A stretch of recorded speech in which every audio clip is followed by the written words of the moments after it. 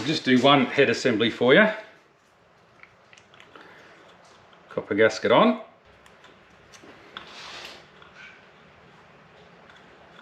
The answer is no.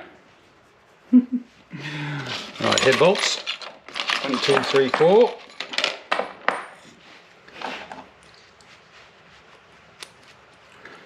Suppose we could give those a bit of a clean up, couldn't we, on the buffing wheel? Alright. Which one's which? No. Wrong one. Exhaust port down.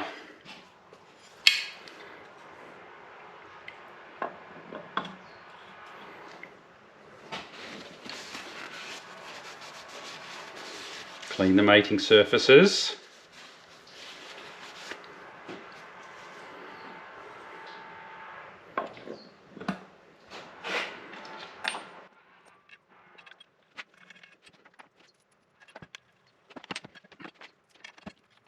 A fast little bike.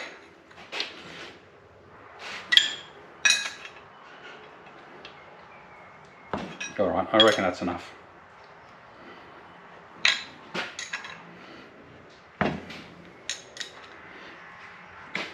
There we go.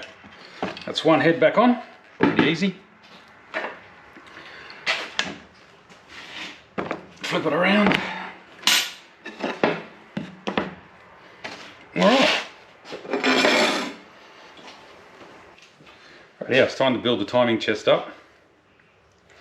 We'll see how much of this we can kind of capture on video. So we've got the crankshaft timing gear on there. Then we've got this nut slash oil pump drive. We've got a spring washer. Once again, tightening torque unknown. Screw it on there and do it up.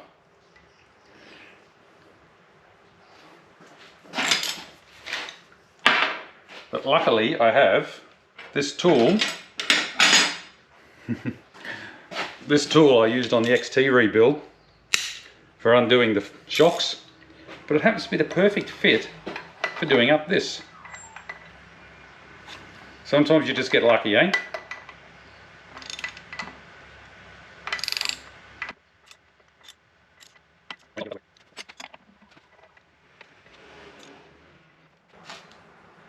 Reasonably tight.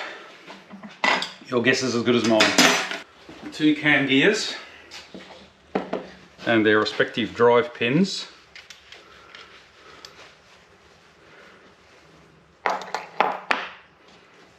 These do have timing marks on them, but pretty hard to see.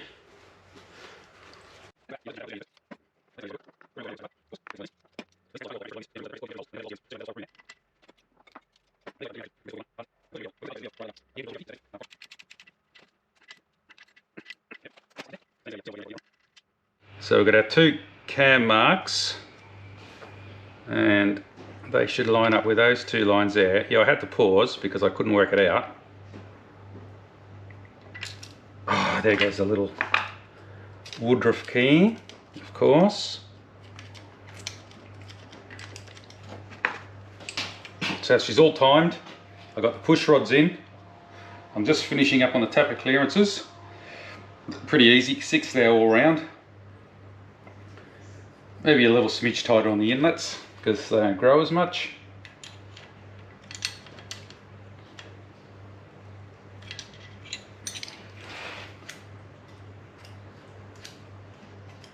Yep. I'll give you a quick spin before I put the covers on. And you can see it all working. I've got a good view there. Not too bad. Alrighty. You'll be able to see all the valves working.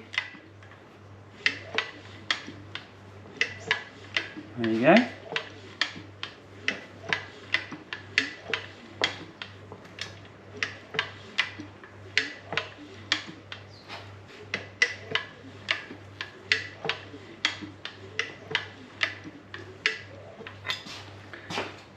Now all I've got to do is work out the ignition timing and just about ready to put it all back together.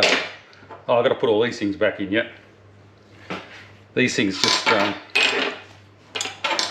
basically screw together, and then you drop the cover out and drop it in.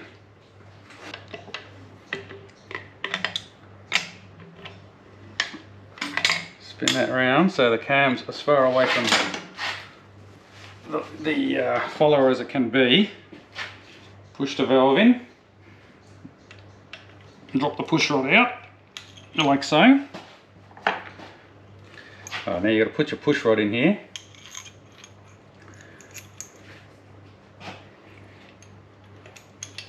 This can be a bit fiddly getting it to go in. Alright, like so. Squash the valve down again.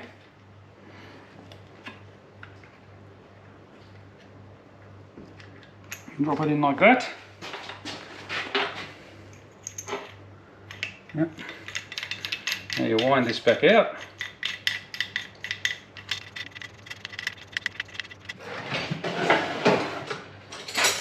Now I've probably got the right spanner for that somewhere, instead of using the shifter.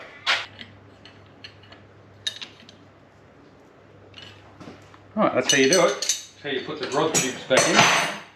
Rightio, so we've got all the valves timed, everything's good there. Now we've got to time the Maggie. Now the problem with timing the Maggie is it's 180-degree Maggie, so we need to spark on the right side at the right time. The easiest way to find, and you don't know what side it's going to spark on, so we have to, you can see there we've got the points, okay, but which set of points is for which side? This is what we've got to find out. The easiest way to do it is just to spin the Maggie, right? See, we get a spark there, and then just find out which side, which set of points is opening. Just got to work out which way it goes. So that goes, yeah, so we should be spinning it anti-clockwise.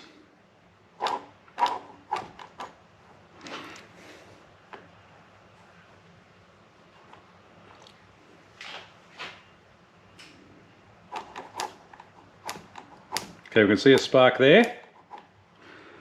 That is the bottom set of points.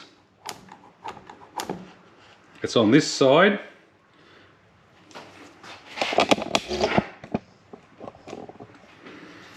So this side is sparking. It's on the bottom. It's on the bottom set of point. Sorry, the bottom points cam. And we know that the engine is on top dead center, and these two valves are rocking. So this valve is on the fire. These two valves are rocking. So this cylinder's on the firing stroke. So we just have to put this in. So the points have just finished opening, and line it up like so. Piece of cake, really. Anyway, I'll get that in, all mounted up, and then we'll get back to you.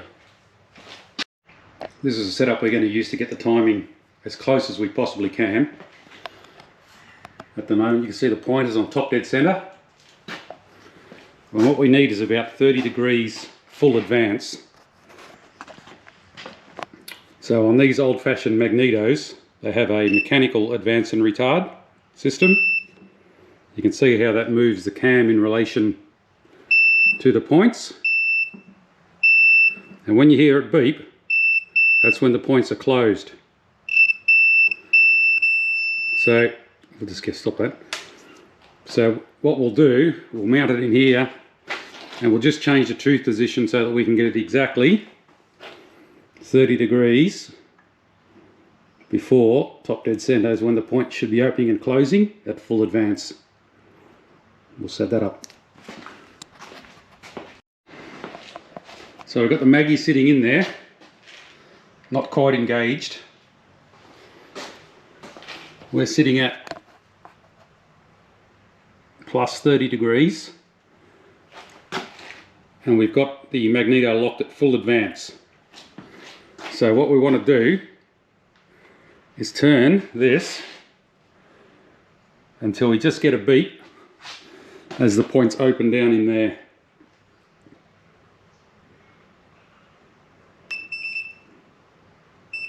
pretty touchy. Okay, so that's where the gears are going to engage. Alright, so I've had a bit of a fiddle, and it's 10 degrees per tooth. So when I say 10 degrees, I say if I move it one tooth back the other way, it's only 25 degrees advance. If I go the other way, it's 35 degrees. So I'm inclined to go slightly more. So now if we have a look, alright, so the engine's coming around. The beep means that the primary coil is energized, and we're getting to about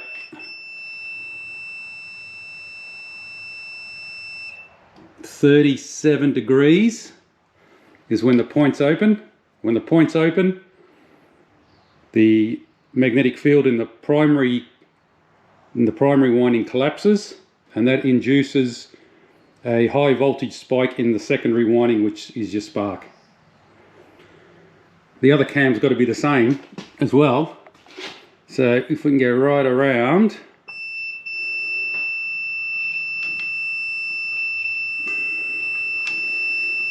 when we get back to top dead center again, the second cam should open at within a couple of degrees, I'm hoping. Oh, nice. Yeah. 36.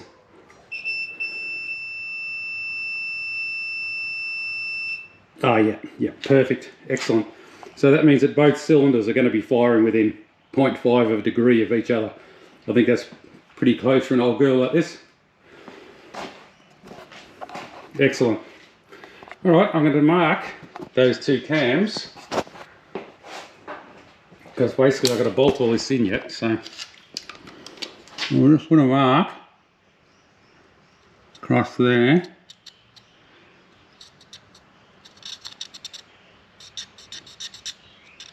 Take it out, put it back together. Oh, now just in case you were wondering, so we had it up there at full advance, so down there is full retard, and we'll see where it sparks now.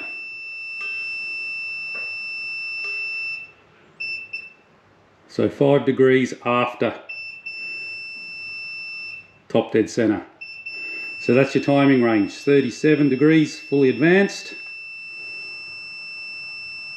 5 degrees after top dead center fully retarded. Alright, here's something that might interest you Maggie guys, if you're watching.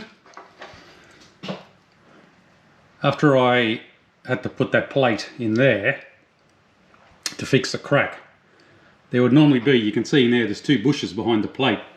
That was the decompressor. So that lifted both the exhaust valves at the same time to release the compression of the engine basically. And that was your kill switch. That's all you had for a kill switch, was the decompressor. And also made it easy to push start, because you could push it along with the engine light turning over, but no compression.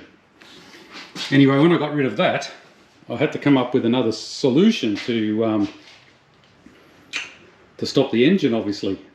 So the most obvious way is just to short the points out, but I didn't want to be drilling a hole into the Maggie here and running a wire and having a kill switch on the handlebars. That kind of defeats the look of the bike. Now this is not my idea, but this was also my solution. So I saw this online where a guy had inside the cap of his Maggie made this little device, which is a carbon bush on a spring. Now it's not earthed, and it rubs onto the, I guess you call it the positive end of the low tension coil, which is normally shorted out by the points. So with this, you can see here there's a little tab here, and that makes contact with a little tab up in there. And as this rotates, as you advance and retard it, this cap rotates and touches that little peg in there. So at full retard, which is, I mean, you never run at a full retard, it actually shorts the points out. So you go real full, so when you go full retard on the lever here, that's effectively like a kill switch. So very good little, I forget where I saw that, on one of the electronics pages somewhere. And the best part is, it hides under the cap there, and no one knows you've done that mod.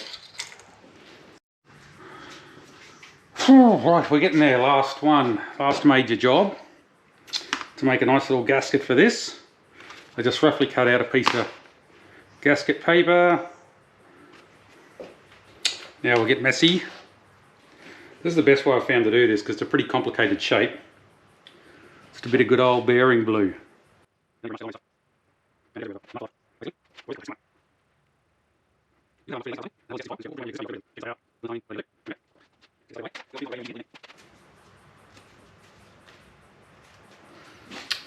Like so. Now we've got this little roller here, and we're just going to... Now the trick is not to move it at all once it's on there.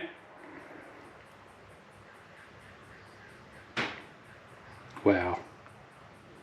Down to the bare minimum, I guess. Because it's not lying flat, of course.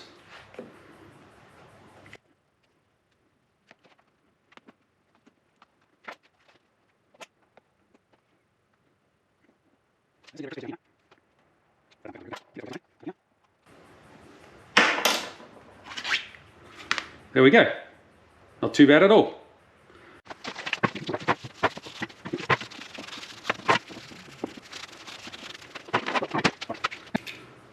Brand spanking blade.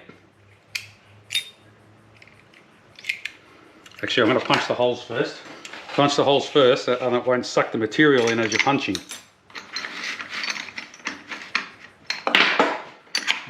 No. Yep. Probably that size there, I reckon.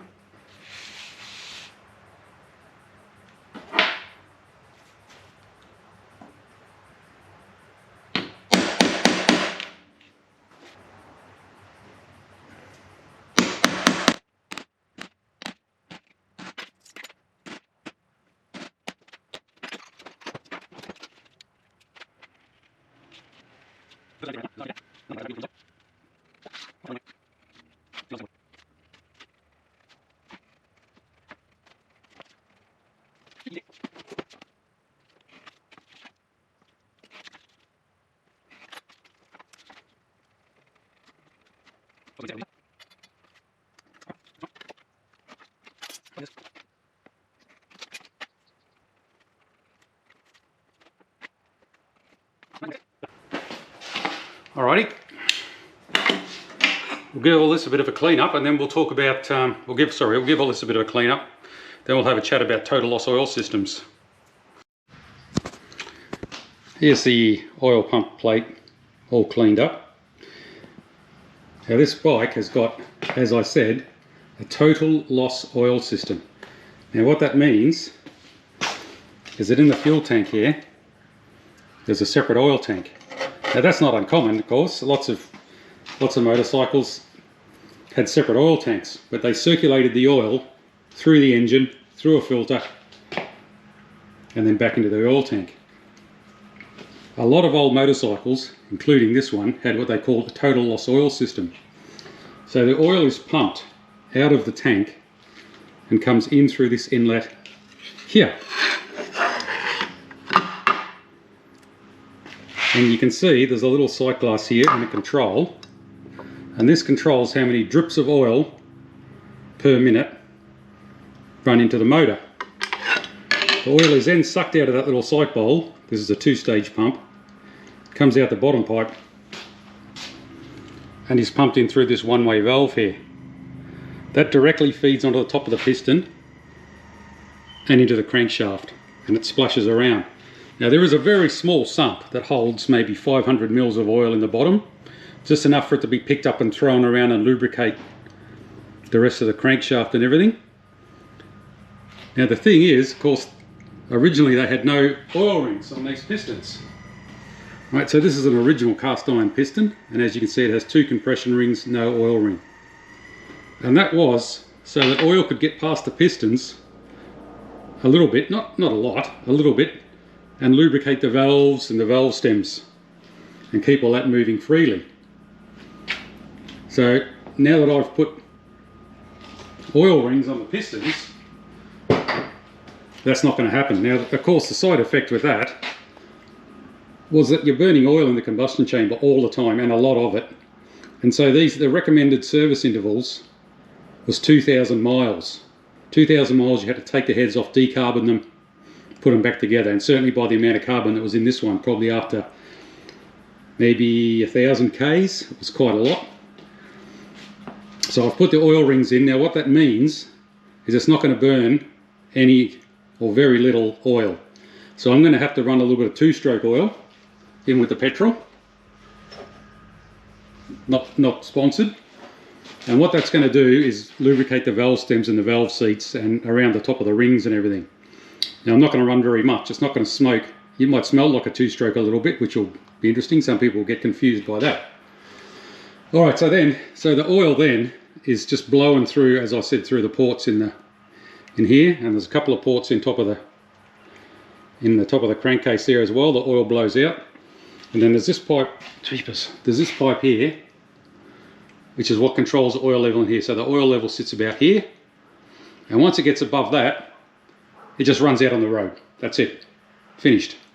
So I've got a pipe that goes on here and goes into a little catch can. Otherwise oil goes everywhere.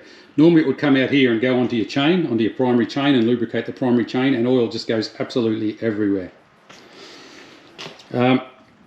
Yeah, so that's how a total loss oil system works. So it comes out of the oil tank and goes through the engine once, and then basically runs out on the road or gets blown out the exhaust pipes. You can see here the amount of oil that's in the pipe there, right?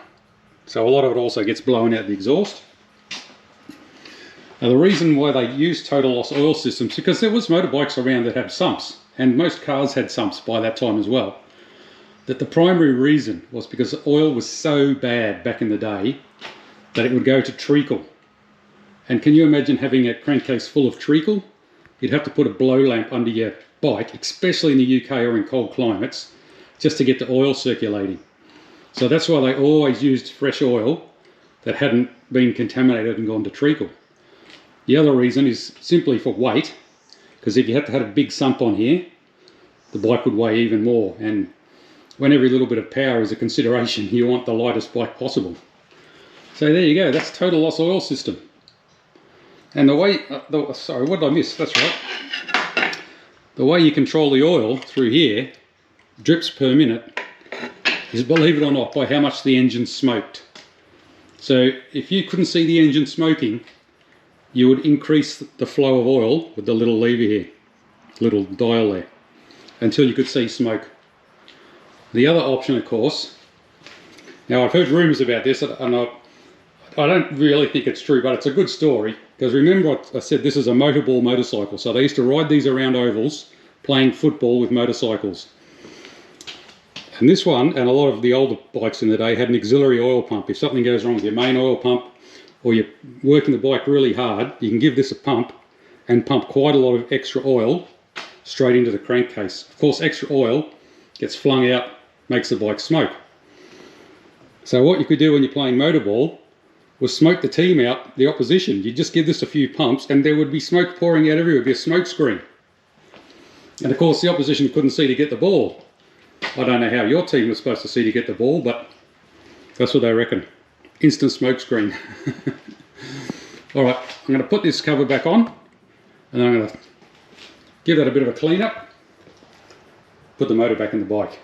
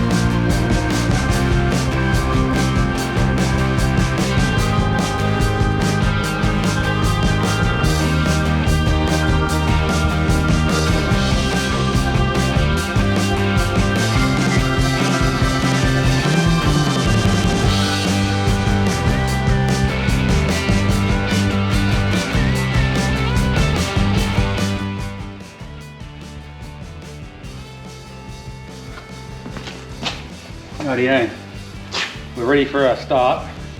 I'm just going to squirt a little bit of chain lube under the exhaust valve guides here. I'll put a bit more on once it's actually running. Alright, this is it. How many kicks, people? How many kicks? I'm going to go with, it's going to start on the third kick.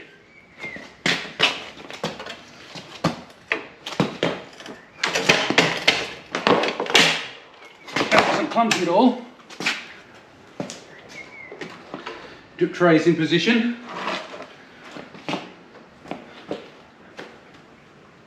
Hopefully no fuel hemorrhages out everywhere. Okay, it's slowing down a bit. Alright.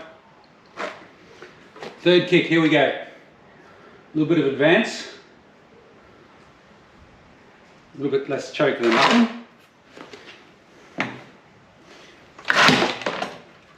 Don't go around with a clutch slip. Ah, the clutch is slipping. Come on.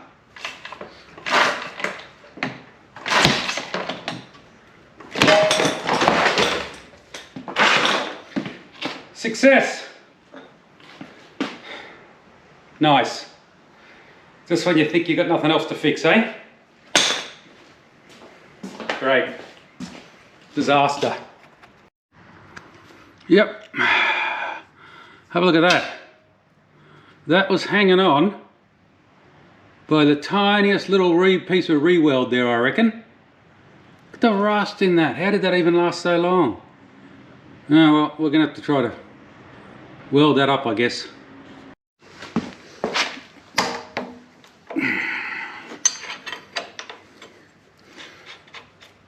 It looks like I could push start it, of course. Absolutely. Right, let's go and fix this thing, eh?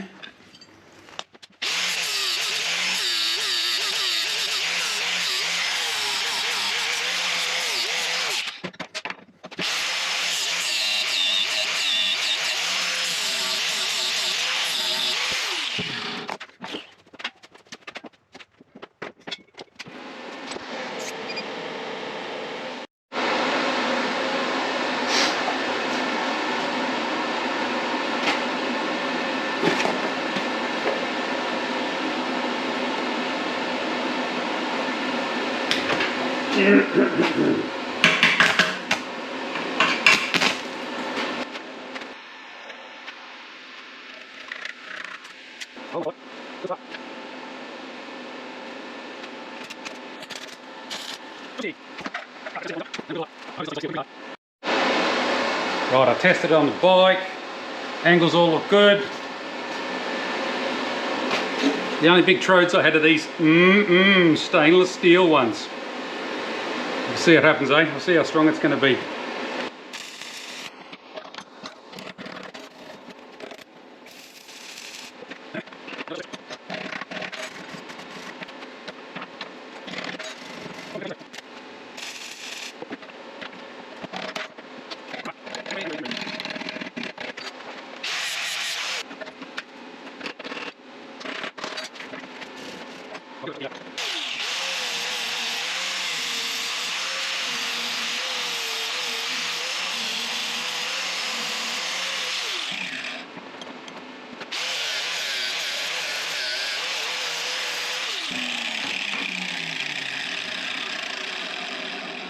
What was on there. I'm a little concerned about the fact that after I welded it, some more holes blew out up here, which suggests there's more porosity in there, maybe some rust. I don't know if that's a crack through there or not.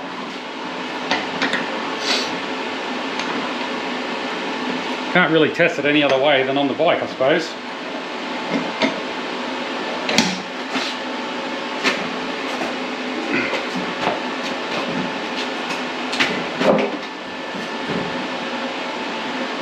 Well, that's the whole bar bending.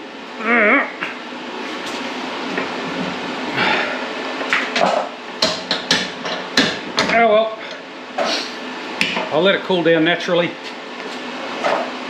to put it back on. Go take two. Fixed. Hopefully. Right. Let's take two. Right, where were we?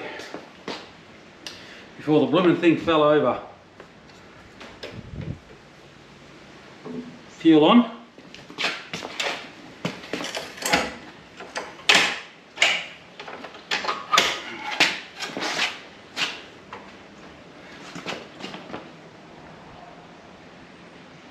Yep. Full choke. Neutral. Will be 3 kicks. Are we counting the first one or not? No, we're not. We're starting again.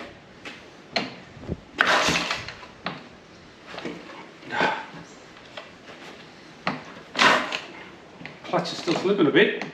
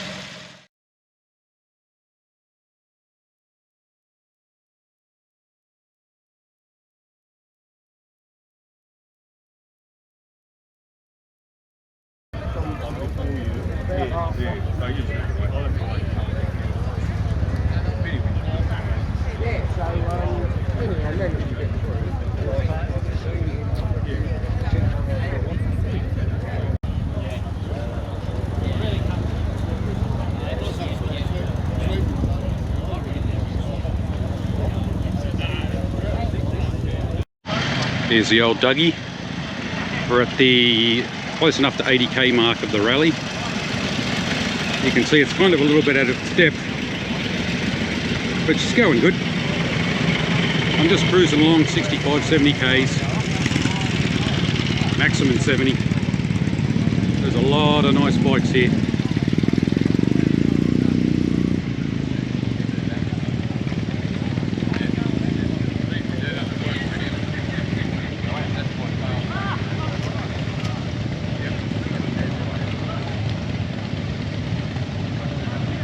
Good turnout. It's 240 bikes showed up,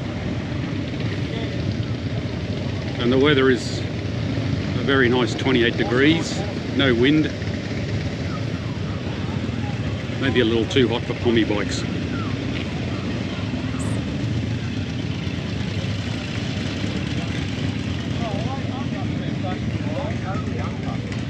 So many motorbikes.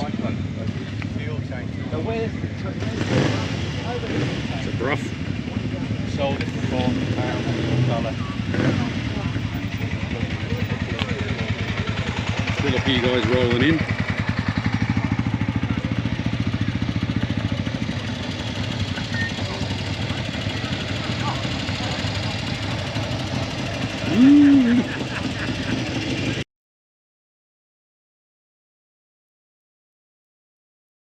As you can see, this story doesn't have a happy ending. There's the D28 sitting back in the shed again without its motor. Where is that engine, you might ask? Well, it's sitting over here in a box of bits, of course, all fully stripped down. Why?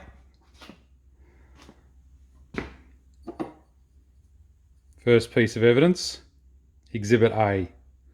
One seriously scored, rings jammed in the piston grooves, stuffed piston. Exhibit B, one scored bore. Don't know if you can see those, too shiny. And why? If you have a look, I think it's in the second video where I'm putting the pistons back onto the conrods. I say, okay, I stamped this piston with an F to say it's the front piston. It's got to go in the front cylinder. Then I promptly fitted it to the rear cylinder conrod. And there you go, end of story, because these two pistons are 0.1 of a millimetre, a tenth of a millimetre, different sizes. Now they both fit in each bore, as you can see, both loose. So it did run for a while. I think it got 160 Ks before the day started to warm up quite a bit and things got a bit hot. And then of course the slightly larger piston in the slightly smaller bore got hot. And of course as soon as it starts to heat up a little bit and there's an increase in friction in the bore, there's of course an exponential increase in heat from the friction. And in a matter of seconds, it was seized. So yes, total failure. And totally self-inflicted by this twit. What to do? Well, there's nothing I can do. This cylinder is so thin. You can see this has been broken out for some time here. I can't rebore them, which is why they're slightly different sizes, and I had to machine the pistons to fit the bores because they're too thin to rebore. So I'm going to have to sleeve them, see if I can get some sleeves, which means probably going down in capacity a little bit because the sleeve's going to be thick. It's probably going to go from being a 350 down to a 330, I would imagine. But as long as I can get it running again. So yeah, that's where she's at, unfortunately. Of course, because what happens is that